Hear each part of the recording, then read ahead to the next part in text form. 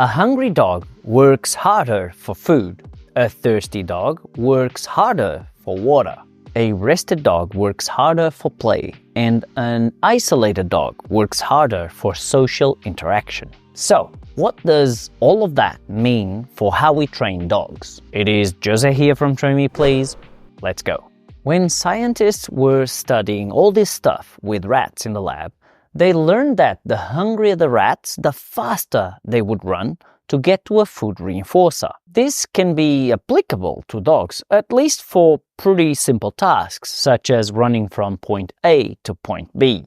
On the other hand, if the task is more complex or requires some problem-solving skills, very intense motivation can be problematic. The dog can be so worked up with the expectation of the reward that the response becomes too intense or erratic. Interestingly, if we have two groups of dogs, one mildly hungry and one extremely hungry, the extremely hungry group will learn to run down an alley to get food more quickly than the other group. After going through several trials like this, if the hungry group starts receiving the same amount of food as the other group, they will continue to run faster than the other group. That initial high deprivation works as the fuel to get faster behavior that persists after conditions become similar. So, if we are training a dog for a behavior that requires fast and intense responses, we should deprive them of the reinforcement before training them, right? Well, not so fast. Results are important, but if we love the animals under our care, we should never give up ethics in how we interact with them. I do not recommend high levels of deprivation that in any way cause animals stress and anxiety. With that said, there's nothing wrong with considering the science when we are preparing our training sessions. If we are training with food, for example, in general, we should train the dog before they get their meal. One possible way to increase the chances of a successful recall is to attempt it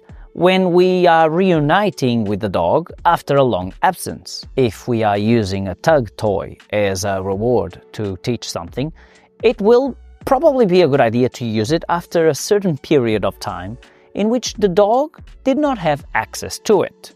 After the behavior has been learned, those considerations can be relaxed a little. Following those principles, the quality of the response should not decrease. Also, some animals that I worked with in the past tend to work better if the deprivation level is only very moderate and not extreme at all. As always, work with the animal in front of you and not the one in your head. I have also been made aware that some trainers used to crate their dogs for extended periods of time to then have them super driven to learn and interact with them. Please don't do that.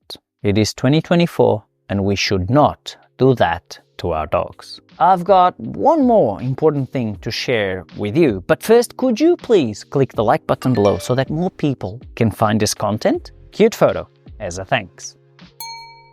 Looking at this whole thing from a classical conditioning perspective, we can easily conclude that an increase in deprivation level can be linked to more rapid learning because it makes the unconditioned stimulus more salient and noticeable to the dog. A hungry dog will notice a piece of food more than a dog that just had a massive meal. Anything that makes the unconditioned stimulus more salient leads to faster learning. Could you leave me a comment below with a keyword science? That will let me know that you watched the video to this point. Also, if you want to contribute to the long-term viability of this YouTube channel, I would appreciate it if you could buy me a coffee. It is super easy and affordable. Link in the description below. Next, watch this one here. I think you will like it. Obrigado e até ao próximo vídeo. Tchau!